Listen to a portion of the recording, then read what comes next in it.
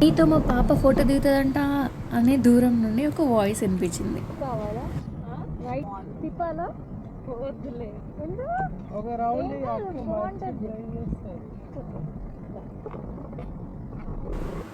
తను నా దగ్గరికి వచ్చినాక తన స్మైల్లో నాకేదో బాండ్ కనిపించింది అసలు. సో రైడ్కి తీసుకెళ్ళిన తన గురించి చెప్పింది. తనకి స్కూటీ ఆర్ బైక్ రైడ్ చేయడం అంటే చాలా ఇష్టమంట, కానీ వాళ్ళ ఇంట్లో వాళ్ళు అలౌ చేయరంట. సో తను తన మామ్ ఉంటారంట, వాళ్ళ బాబాయ్ని అడిగిందంట స్కూటీ నేర్పించమని, బట్ వాళ్ళ బాబాయ్ అలౌ చేయలేదంట.